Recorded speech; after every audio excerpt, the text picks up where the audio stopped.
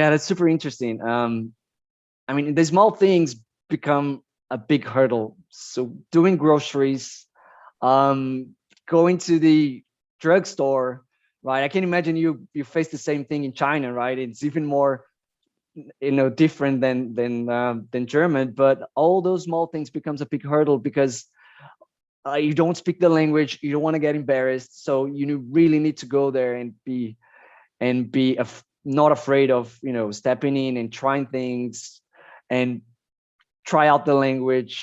They'll probably find it very funny that you're struggling and trying to speak their own language. So I think those small things were pretty challenging in the beginning, and especially that everything is so new that you need to understand where's the supermarket, what are the brands, what do I need, what can I eat, right? So you don't even know the name of the food and the things that you usually eat on your normal diet. So everything becomes so different and so new. So I think this was a first experience, especially for me and my wife. Like, it was first time she was abroad as well, right? So at the end of the day, like, every small thing that we do in life became a big problem. So we needed to somehow kind of have a very, the we call it the mindset, right? The right mindset for that, and kind of overcome those small things and being very patient with a day-to-day learning experience, right? Because I think that's what it counts when you're making the decision of living in a different country. You need to be flexible and accept those differences so you can push things forward. Otherwise, you're just going to get stuck and start complaining that things are not the same as it used to be in your home country. So I think that's one of the characteristics that expats they have, right? So you don't make a decision of going abroad if you don't have this flexibility on the way you perceive things and experience things, right? I would say depends on the neighborhood you are. I'm talking about Berlin, right? But typically everyone would understand, but not everyone speaks because they might have, like, their own barriers. So depending on the neighborhood, like if you're going to Mitte, which is a very touristic neighborhood, everywhere you go, probably they will speak English to you, right? So restaurants, shops and so on. But if you go to the suburbs or even neighborhood I'm living in, it's not very common to have people speaking English in those places, right? So, but people will understand, and you might find people trying to help you with the English. But the majority of those neighboring places, they will require some sort of German. um, but it should be okay. Like, Berlin is very diverse and has a lot of expats and people from very multiple various cultural background. So, well, good one. um, I would, so very biased based on my mistakes, right? So I would say, hey, if you're coming to Germany, make an effort to learn the language a bit before. It helps to kind of break the ice and speed up the process of understanding how to go around with the German bureaucracy. So Germans love paper, and everything you do, it's paper based in most of the cases. So there's a lot of bureaucracy behind, and you will need some support with the German language on that.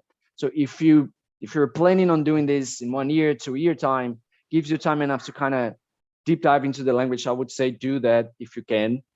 Um, Job market wise, Germany is attracting a lot of talented talents from all over the world. And get ready for the interview process, for setting up your CV and adapting this to the German reality, because it's different. So if you're coming from a South American or Brazil reality, interview the interview process there, it's different. So get to know the process, get used to it, try out, apply for as many companies as you can to try yourself a bit, and learn how to pitch your projects and learn how to sell yourself, right?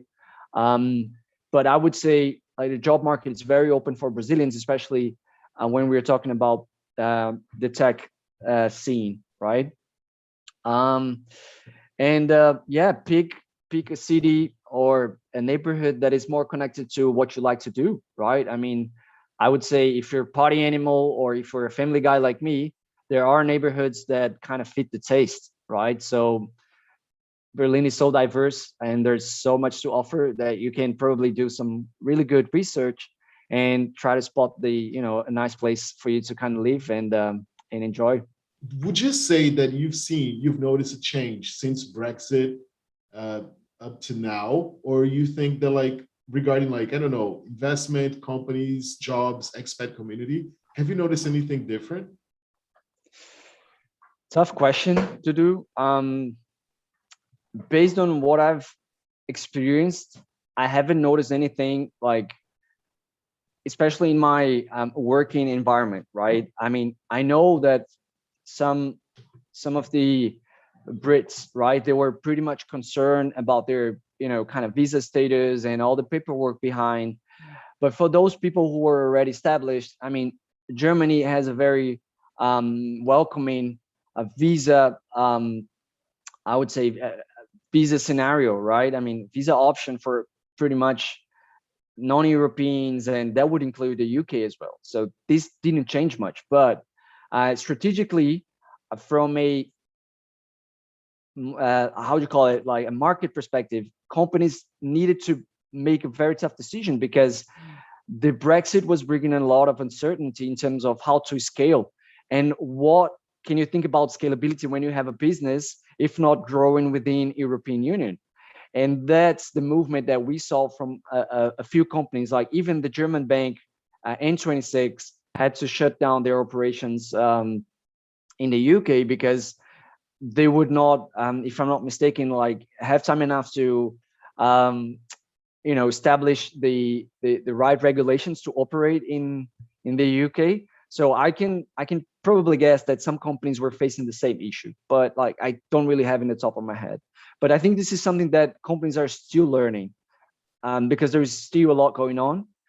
But I would assume that the European tech hubs became more attractive, especially for we call it early stage companies that were trying to pitch for fundings or trying to attract talents from different places to be their own company. And then if you go to the UK where you don't know what's going to happen, and I haven't checked the numbers, but I would guess that we call it venture capital money would have decreased there. I haven't checked those numbers lately, but that's my assumption. I would say the great majority of Brits here were pretty mad with this whole Brexit situation, because I mean, you might find that from economical perspective could have been a good way. I don't know. I could not a good way. Sorry. So a good call, a good option. But I mean, it seems that it's like if they're creating more barriers to integrate with the European Union, so it gives the wrong messaging, right? So, and I think that's why the popular support was not that high.